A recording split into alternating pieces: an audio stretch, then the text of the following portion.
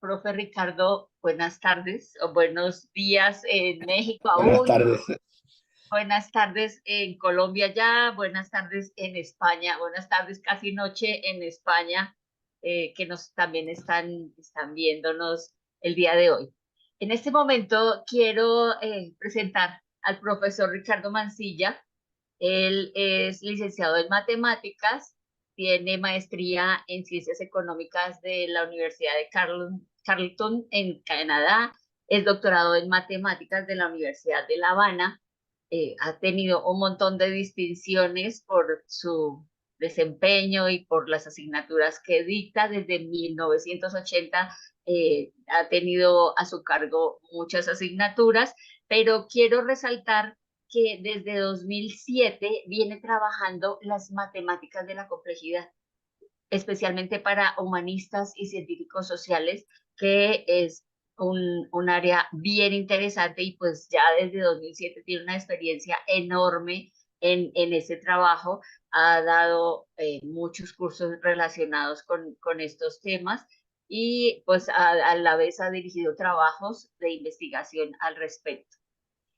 En esta ocasión, el profesor Ricardo nos va a presentar la charla ¿Son los mercados digitales de alta frecuencia eficientes? Una mirada desde las ciencias de la complejidad. Profe Ricardo, bienvenido. Muchas gracias por acompañarnos, y esta red es toda suya. Muchas gracias, muchas gracias. A ver, voy a ver cómo le hago aquí para compartir pantalla.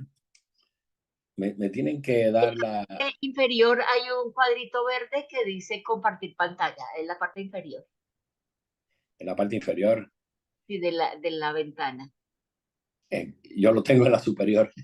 A ver. Ah, Ah, no, no hay cuidado, no hay cuidado. Entonces aquí veo...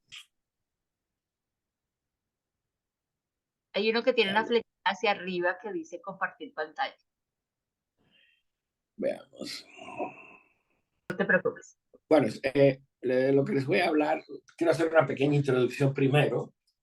Pues el tema básico que pretendo mostrarles aquí es ver que uno de los paradigmas de la economía neoclásica, que francamente nunca funcionó y a los cuales siempre se le echó la culpa a la intervención humana, pues resulta ser que tampoco funciona en mercados que son completamente automatizados, como son los mercados de alta frecuencia. El interés por este tipo de fenómenos de mi parte comenzó hace ya muchos años.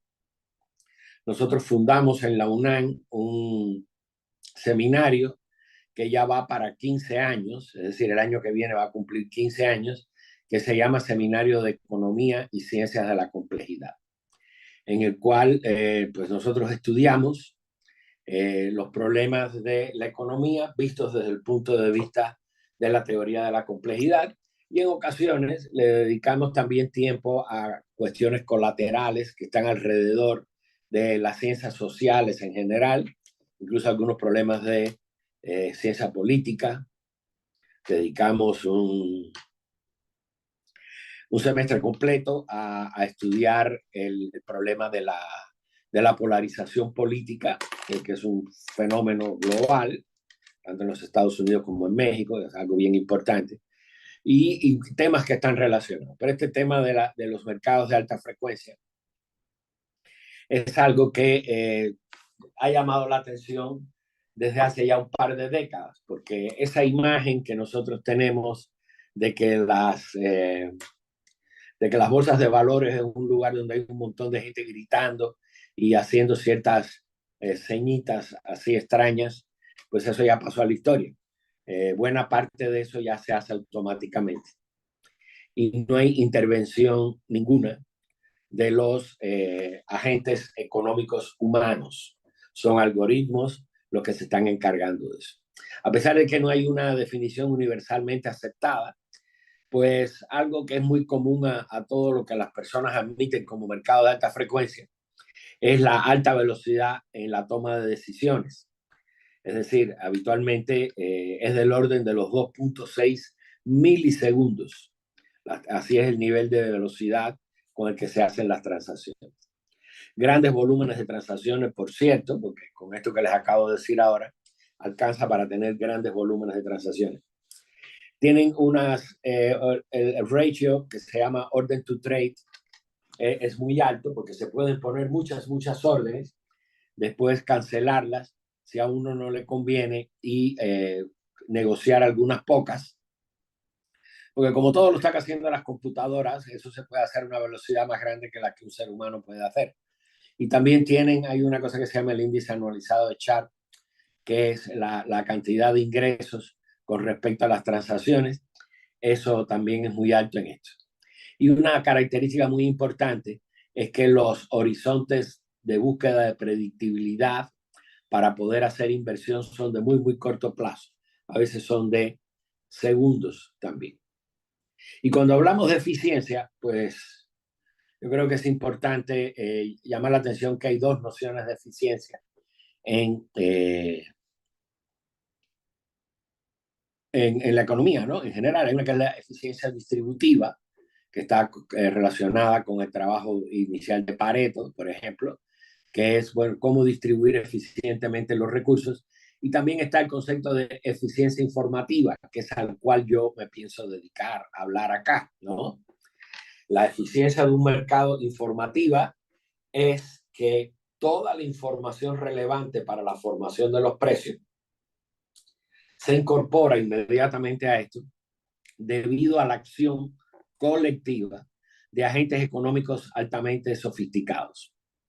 Y ahí pongo una cita de Eugene Fama, que por cierto le dieron el premio Nobel de Economía hace algunos años, aunque su trabajo realmente lo que refleja es que no hay eficiencia en los mercados.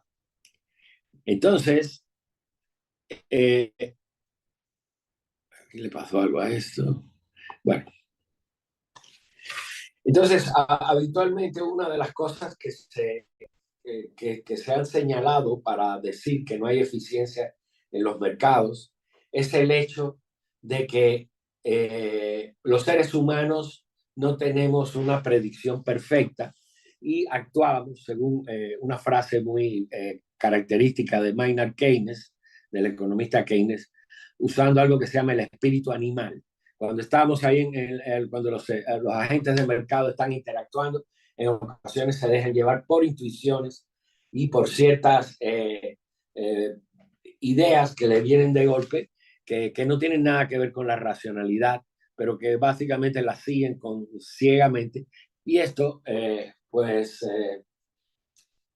Keynes lo identificó como el espíritu animal. Es decir, eso es algo que está muy lejos de la racionalidad que marca la teoría económica neoclásica.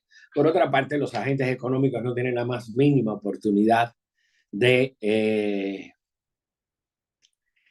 poder tener una predicción perfecta para el futuro, porque en los mercados, sobre todo en los mercados financieros, entran a jugar un montón de factores a la vez y la naturaleza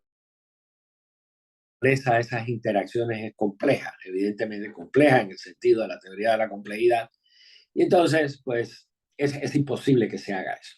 Nosotros habíamos hecho estudios anteriores, este que le estamos mostrando, que es del año 2012, lo hicimos con precios diarios, es decir, ver las relaciones de escalamiento en las fluctuaciones del mercado mexicano, del índice del mercado mexicano, que se llama índice de precios y cotización.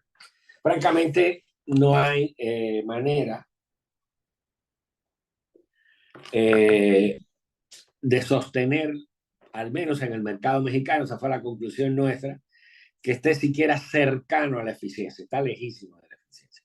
A pesar de que dentro de los mercados latinoamericanos probablemente el de México sea el segundo más líquido, después del de Brasil, pues aún así eso estaba muy lejos de la eficiencia. Y esto se ve perfectamente en este gráfico que estoy mostrando ahora en la esquina superior izquierda de esta presentación. La curva negra representaría la gaussiana y en realidad lo que estamos viendo es que la distribución diaria de los precios tiene lo que se conoce con el nombre de colas gruesas. Y tener colas gruesas lo que significa es que los agentes económicos no están evaluando adecuadamente ni las eventuales pérdidas ni las eventuales ganancias que pueden tener. Entonces, ese primer trabajo que lo hicimos con datos diarios, pues arrojó que al menos en el horizonte de un día, pues esto es completamente imposible. Después lo hicimos con datos intradía, es decir, con una frecuencia de observación del orden de los minutos. Y de nuevo la conclusión fue la misma. En los mercados, no sé, el mercado mexicano por lo menos no se comportaba de manera eficiente y estaba lejísimo de ser. Pero lo curioso del asunto es que mientras más pequeño era el horizonte que se tomaba, es decir, si se elegían los datos intradía, aquellos que tomamos estaban capturados del ticker de los servicios de noticias financieras, estaban capturados cada 15 segundos.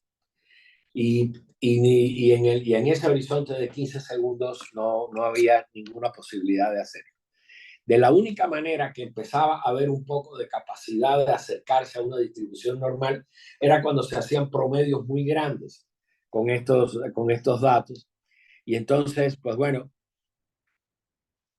la conclusión aquí de nuevo fue la misma. No había manera de hacerlo. Entonces ahí le estoy poniendo las explicaciones más utilizadas siempre para justificar la ineficiencia de los mercados son, primero, la falta de perfecta racionalidad de los agentes de mercado. Y eso es a lo que se conoce en la literatura como el animal spirit de Keynes, es decir, el espíritu animal de Keynes. Las personas que actúan en el mercado no necesariamente lo hacen de forma completamente racional, sino seguido por intuiciones de diferente tipo. No pueden hacer previsiones perfectas porque los mercados están muy lejos de ser predecibles en el sentido de que se pudieran tomar esas decisiones. Y por último, un dato bien importante es que los seres humanos estamos en incapacidad de procesar adecuadamente toda la información que realmente necesitaríamos para poder hacer dichas predicciones. Eso es completamente imposible. Pero sin embargo, las computadoras digitales no tienen emociones, tienen una enorme capacidad de cálculo, entonces les permitiría hacer análisis de una gran cantidad de escenarios diferentes, completamente desprovistos de prejuicios, mejorando la capacidad de pronóstico de los agentes económicos. Entonces, por lo tanto, se imponía la pregunta: ¿son los mercados automatizados más eficientes que los mercados tradicionales? Y la respuesta de nuevo es que no lo son. Y voy a mostrar evidencia de esto. Estoy hablando de mercados en los cuales el tiempo medio entre dos transacciones es más o menos 2.5 milisegundos.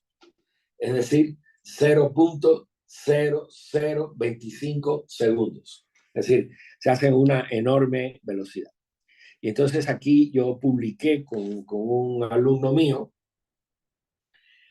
que por cierto en estos días está defendiendo su doctorado, este primer trabajo, que utilizamos una técnica muy conocida como herramienta dentro de la teoría de la complejidad, que es el método del exponente de Hertz. Les comento un poco sobre esto. En realidad Hertz no era economista ni nada que lo parezca. Hertz era ingeniero hidráulico y lo enviaron a construir una presa en el Nilo. Entonces, para poder construir adecuadamente la presa en el Nilo, pues Hertz tenía que tener idea de cuál era el nivel de las inundaciones que habitualmente, año tras año, se hacen en el Nilo.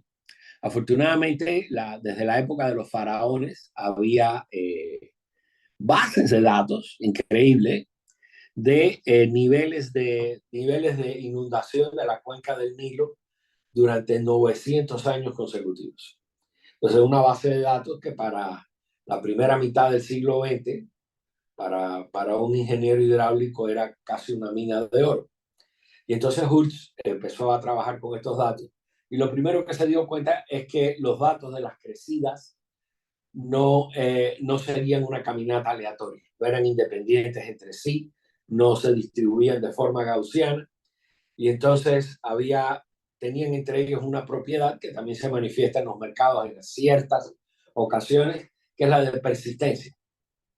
Persistencia quiere decir, tratándose de las inundaciones, que un año con inundaciones altas viene seguido con una mayor probabilidad de años con inundaciones altas que de un cambio en sequía. Es decir, inundaciones altas vienen acompañadas de inundaciones altas y sequías vienen acompañadas de sequías. Eso en la literatura, de hecho Mandelbrot lo refleja con este nombre, es lo que se le llama el efecto Josué, por el tema de la predicción bíblica, ¿no? De vendrán años malos unos tras otros.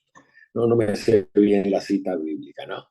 Pero entonces, aquí los datos que utilizamos fueron del mercado estadounidense, esas 16 emisoras de datos, y del mercado mexicano, pues utilizamos 32 más. Es decir, hicimos un estudio bastante grande. Los datos fueron tomados desde el primer día, desde la primera hora del 7 de marzo del 2018 hasta el 7 de marzo del 2019, en estos dos mercados que les mencioné, y solo se tomaron las operaciones dentro del mercado, las que estaban en la banda. La cantidad de registros era enorme. Para el mercado estadounidense eran 539 millones de registros y para el mercado mexicano eran 78 millones de registros. De esos había que quitar algunos poquitos que eran los que se hacían fuera de, o los que se llaman operaciones fuera de mercado, de horario de mercado, pero solamente eran el 0.72% en el caso de México, y en el caso de las operaciones en Estados Unidos no llegaba al 3%. Y con los datos que quedaron, pues entonces empezamos a hacer nuestro trabajo. Aquí por alguna razón se ven cosas mal, entonces me voy a pasar a este gráfico que efectivamente es el que tiene las conclusiones. Les explico qué quiere decir cada uno de esos gráficos. Cada uno de esos gráficos lo que se refiere a una de las emisoras. Por ejemplo, el primero que queda en la esquina superior izquierda es ABT, ese es Abbott.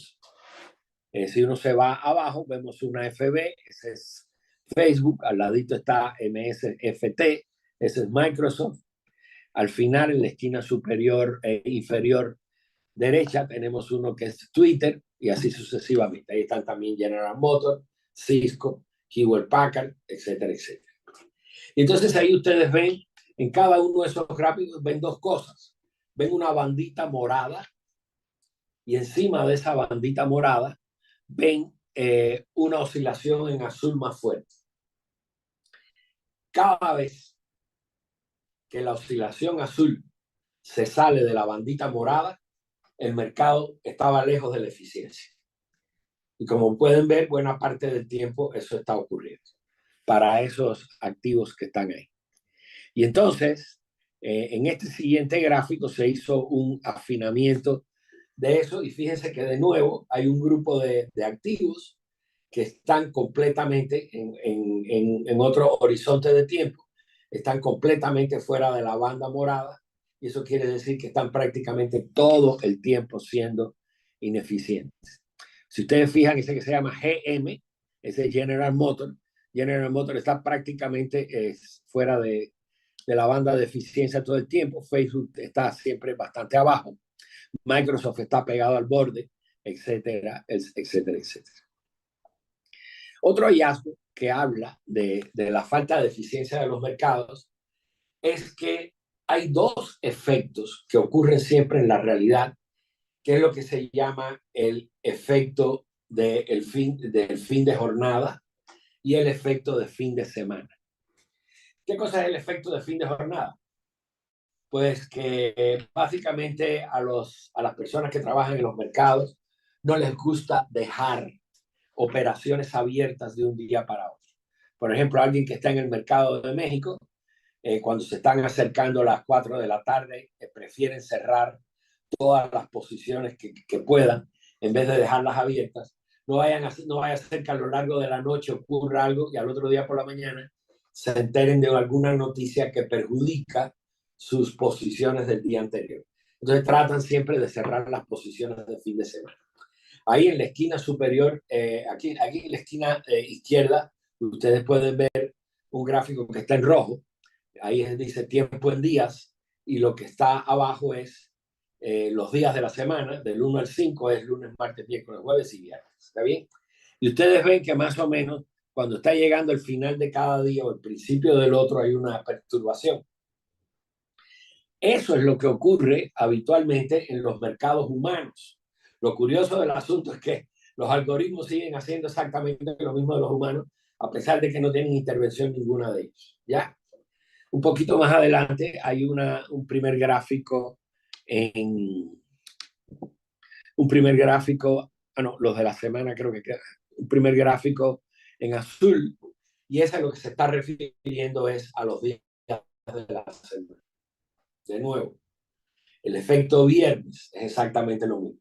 Cuando el mercado cierra el viernes, pues a nadie le interesa dejar posiciones abiertas, porque va a pasar sábado y domingo, nadie sabe qué puede ocurrir ahí, y el lunes uno puede encontrarse con malas noticias. Eso lo están haciendo los algoritmos automatizados y es algo que sin la intervención humana es difícil de entender por qué lo están haciendo, ¿no? Después publicamos un segundo trabajo que se llama, aquí en esta revista, Ordinal Synchronization and Typical State en High Frequency Digital Market, que este fue ya el trabajo final de la tesis de la segunda publicación de la tesis de mi alumno, ¿no? Y entonces, pues aquí lo que utilizamos fue el concepto de entropía. Tuvimos varias medidas de entropía, déjame irme aquí a un lugar. Y entonces, pues por ejemplo, ahí hay 4 medidas de entropía, de complejidad más bien. Una es la complejidad estadística, la otra es la de patrones perdidos, patrones en transacción, y una que se llama Global Node Entropy. Esta Global Node Entropy, fíjense que todas las caídas de ese primer gráfico parecen ocurrir en los mismos lugares, y efectivamente esto es lo que quiere decir que las diferentes mediciones de entropía, que es una medida de complejidad, están comportándose bastante similar cuando se ponen en los mercados. Entonces, la pregunta es, bueno, ¿y por qué los algoritmos hacen eso? ¿Cuál es la razón por la cual los algoritmos parecen estarse comportando igual que los seres humanos? La primera razón es que están mirando a los algoritmos de las otras casas, de bolsa. Es decir, si yo tengo un mercado automatizado en una casa de bolsa, pues entonces esos están mirando a los algoritmos de las otras casas de bolsa para tomar entre ellos sus decisiones. Y entonces no hay una supuesta independencia en cada uno de ellos. Y si nos pasamos, me voy a ir a este gráfico que saca, eso es un diagrama de clúster. Ahí están todas las emisoras que nosotros estamos considerando. Y fíjense que hay grupos de emisoras que están actuando en sincronía. A pesar de que los algoritmos ya no son humanos, algo le pusieron ahí dentro del algoritmo para que antes de tomar la decisión de comprar y vender, que se hace del orden de los 2.5 milisegundos, pues también le eches una mirada a lo que están haciendo los demás y aparentemente esa sincronía es la que está dando estos resultados. Bueno, y mis conclusiones son que los estados colectivos de los mercados de alta frecuencia pues están siguiendo la misma falta de eficiencia que uno esperaría que no tuviera, dado que ya no hay agentes económicos humanos mezclados en medio de esto. Y entonces, pues esto abre una línea de investigación importante.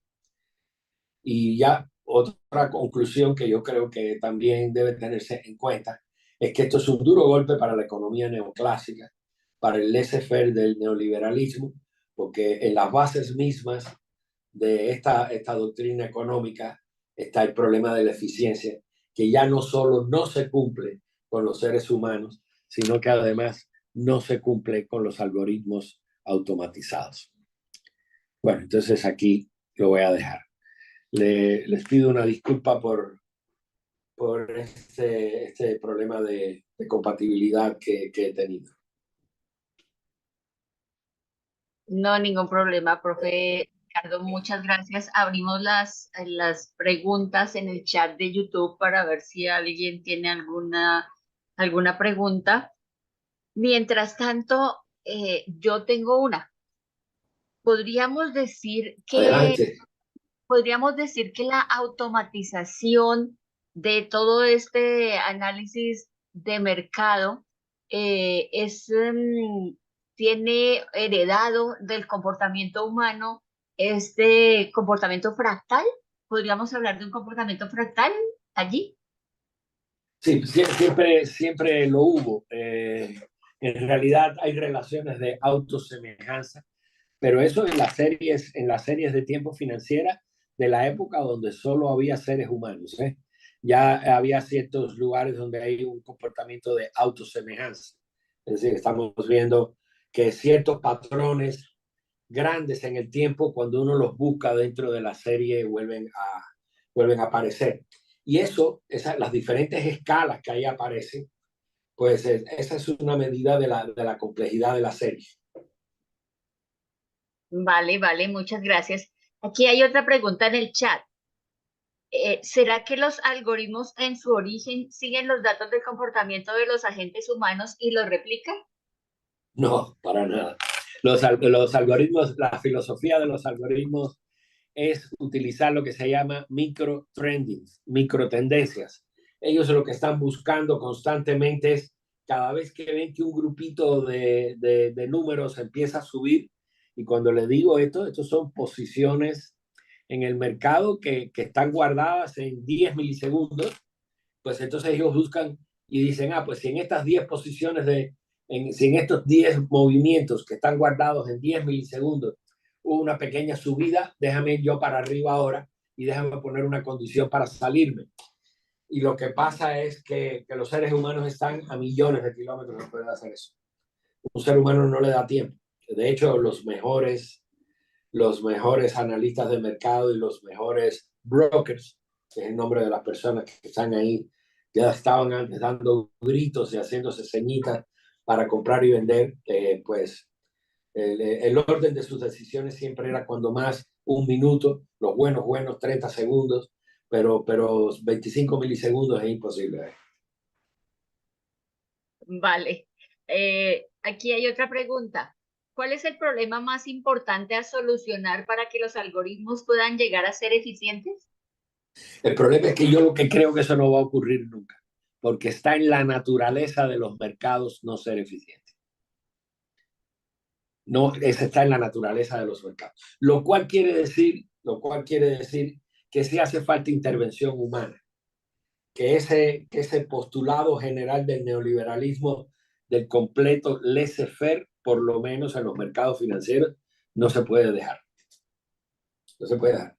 Tarde o temprano tiene que haber alguna intervención humana, ¿eh? Eso es algo que no podemos, seguramente lo van a querer hacer y cada vez va a haber menos intervención humana, pero entonces vamos a estar viendo en los mercados unas grandes fluctuaciones locas que van a ser consecuencia de mal funcionamiento de los algoritmos. Eso no, yo creo, mi punto de vista es que la eficiencia en general no se va a dar nunca.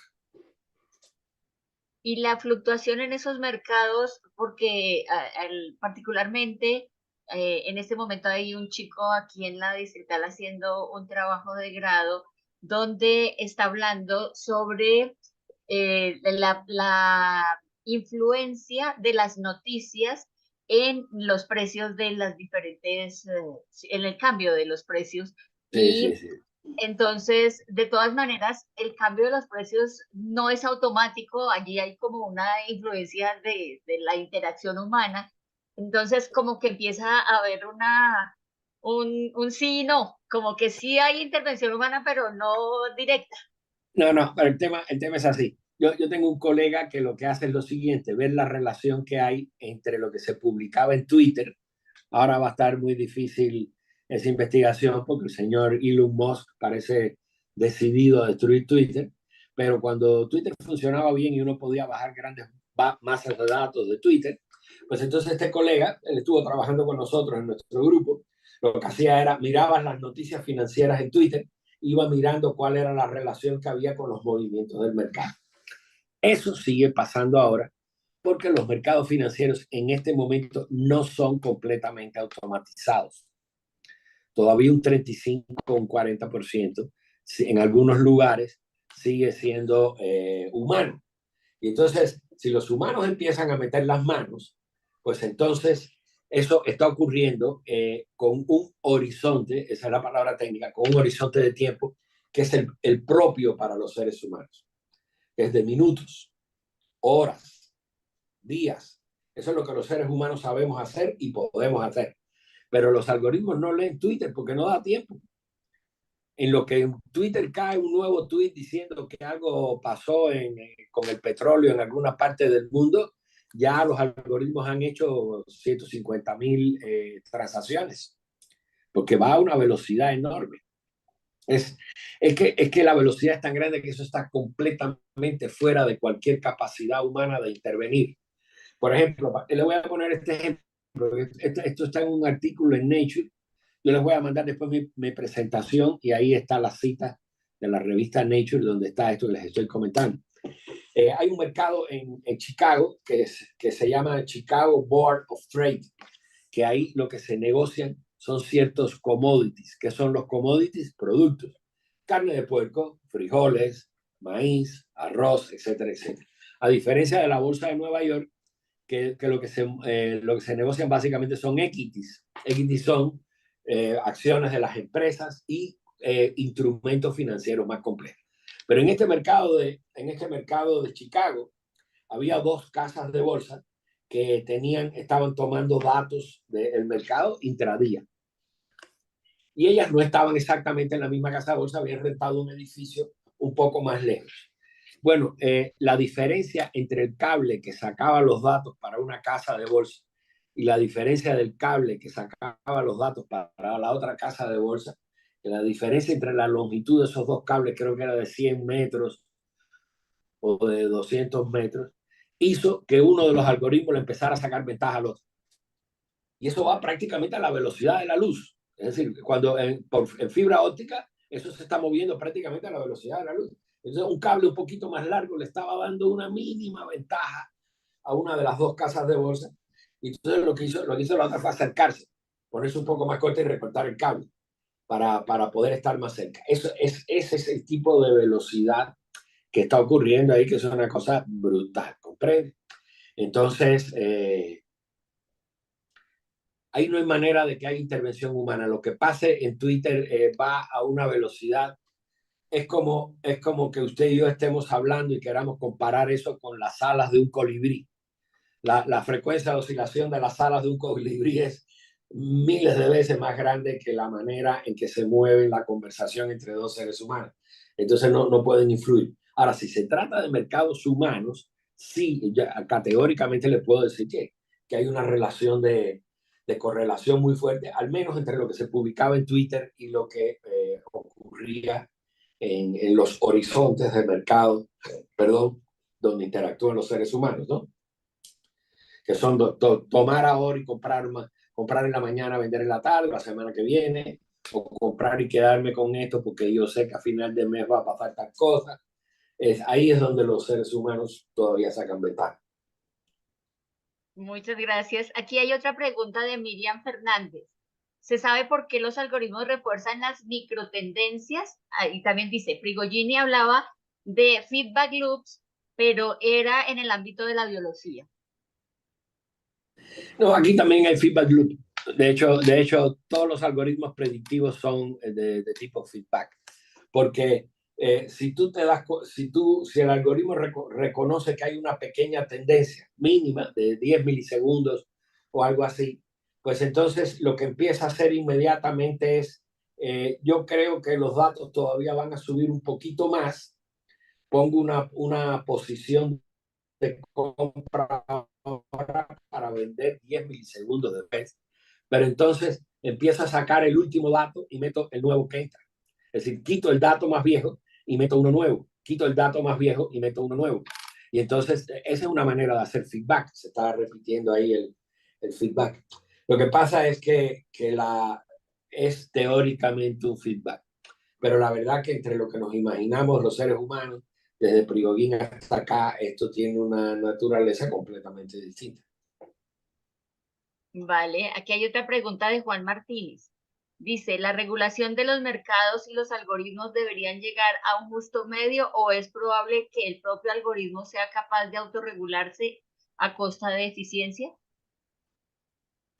Yo no dudo que los algoritmos intenten autorregularse, pero mi opinión personal es que esa anhelada eficiencia de la teoría neoclásica no se va a alcanzar. No hay manera. No hay manera. Primero porque ya lo que está pasando es que se están poniendo no de acuerdo entre ellos, sino que empiezan a mirar para el lado. A ver, yo voy a hacer ahora tal cosa y un milisegundo antes dicen, a ver qué está haciendo aquel. Entonces ahí el algoritmo toma decisiones. Eso es lo que está haciendo que haya grupos completos de emisoras que estén fluctuando agrupadamente según esta medida de Global Network Entropy que estamos usando nosotros para distinguir eso. Vale, y aquí otra. Luis Bantome, ¿es el post-keynesianismo barra IA la corriente que nos acerca a los mercados más eficientes posibles? Eh, sí, eso es asintótico. Sí, sí va a haber, por decirlo de alguna manera, un acercamiento, pero las grandes fluctuaciones no van a desaparecer. Las grandes fluctuaciones son, usando las herramientas de la teoría de los sistemas complejos, el lenguaje, son auto-organizadas críticamente, son self-organized. Es decir, ahí se empieza a cargar como una suerte de energía y tarde o temprano se da el terremoto. Eso es algo. Pero entonces pasa tan lejos y para los algoritmos automatizados mucho más lejos porque hacen muchas más transacciones. Pasa algo y de buenas a primera hay una caída y nadie entiende. Pero es porque se fueron acumulando aquí irregularidades que de alguna manera tienen que sofocarse o arreglarse al final. Eso es lo que pasa. Yo quiero aprovechar para decir que yo tengo mucho respeto. La verdad que a mí siempre me ha gustado, yo lo he dicho siempre, Keynes es uno de los mejores economistas de todos los tiempos, la verdad. La gente siempre mira a Keynes con el problema del trabajo y de las cosas que son más leídas de él, pero su obra en los mercados, que no es muy leída, creo yo, él hizo ahí observaciones que a mí se me hacen geniales, ¿no? Entendía mejor que muchos otros lo que estaba pasando en los mercados. Decía que los mercados eran, que las casas de bolsa eran un juego de lotería, ¿no? Que era un gran casino. Que cuando uno entraba al mercado, lo que uno estaba haciendo era entrando a un casino. ¿Por qué? Porque en realidad ahí empiezan a pesar cosas similares a las de los juegos de azar, ¿no? Hay una frase muy famosa de él que dice, la inversión exitosa es anticipar la anticipación de los demás. Eso podían escribirlo con letras de oro y ponérselo a los algoritmos delante para que no se les fuera a olvidar, ¿no? Porque eso es una cosa genial, vamos. Aquí nos piden el favor de que nos recomiende autores actuales de esta materia. Sí, hay un señor que se llama Andrew, como Andrés, pero con una W al final, Andrew, y el apellido de él es L.O., Andrew Law. Él tiene un libro muy bueno, que yo lo tengo aquí en mi Kindle. Déjenme ver si tener que salirme. El libro se llama algo así como los mercados a la velocidad de la luz o algo así. De hecho, en mi página de academia.edu yo tengo hecha una reseña del libro ese. Es decir, si entran a academia.edu y ponen Mansilla, ahí hay un book review sobre. Déjame ver sin que esto se me caiga, si puedo entrar rápidamente a Kindle y buscarlo y verlo. Aquí es en Economics. Aquí lo tengo. Perfecto, ya lo tengo ya. Mercados adaptativos, evolución financiera a la velocidad del pensamiento. Ya lo dije pésimamente mal, ¿no? Es así, mercados adaptativos, así es como se llama el libro, mercados adaptativos, Teoría de la evolución financiera a la velocidad del pensamiento, de Andrew Lo. Es un libro magnífico, extraordinario. Si uno quiere entender lo que pasa realmente en los mercados humanos, pues hay que leérselo. Y es un libro que casi no tiene matemática. Yo creo que no tiene una sola fórmula en todo el libro. Él está constantemente hablando en lenguaje natural porque intentaba hacer algo de amplio alcance. Perfecto. Muchísimas gracias, profe Ricardo. Agradezco muchísimo su participación y así el público también está aquí expresando su agradecimiento por la No, conferencia, gracias. por toda esta información y Gracias todo por lo que invitarme. compartió. Muchísimas gracias por su participación y en general por la participación de la UNAM. Agradezco a Eligio enormemente habernos conectado y haber logrado esta participación y este trabajo el día de hoy. Sí, por ahorita ya. Bueno, a ver, sí, Daisy aquí. Oye, pues muchas gracias a ti por la invitación y gracias a los ponentes por apoyar esta iniciativa de vinculación de los grupos de allá de Colombia, que creo que es de los más antiguos, ¿no? En América Latina. Gracias Eligio Y por invitarme, la verdad. Y a Daisy también por la va a ser paciencia que tuvo conmigo. el último evento en que podamos coincidir, ¿verdad? Muchas gracias, Ricardo, a Genaro y al doctor Mario Castillo, que todavía por aquí está. Vamos a hacer uno en Mérida, Eligio. Ay, Sí, encantado. Presencial, claro que sí. sí, Sí, sí, internacional, presencial, ¿no? sí, Vamos a sí. hacer, Internacional y presencial en Mérida. sí, sí, sí. Pues vamos a hacerlo realidad, Ricardo. Tú me dices, ¿no? ¿Cuánto hay que Sabes que correr? yo estoy muy open a ese asunto, ¿eh? Me dices cuánto hay que conseguir y vemos, ¿no? Vamos a pensarlo para ver si finales del año que viene, ¿te parece? Me parece bien, muy buena idea. Digo finales para que la temperatura no dañe mucho a los colegas europeos, ¿no? Porque Así Mérida es un es. lugar un poquito caliente. Sí, ahí en tu sede, Ricardo, me encanta. Ujú. Vale, muchísimas gracias. Los esperamos a todos a los participantes que están conectados desde el YouTube y a ustedes también los invitamos a seguir conectados con la transmisión de estas conferencias que vamos hasta el viernes con ellas. Mañana desde la Universidad El Bosque, pasado mañana desde España, desde la Universidad de Granada y el viernes desde la Universidad Distrital. Entonces, aquí también nos están acompañando dos de los conferencistas, las tres conferencistas de la Universidad de Granada que estaremos viendo el próximo jueves. Muchísimas gracias a todos y una feliz Gracias tarde a todos. para Hasta luego. España, Muchas noche. gracias. Buenas noches. Muchas Hasta luego. gracias, muy Hasta amables, luego. hasta luego. Adiós. Hasta mañana.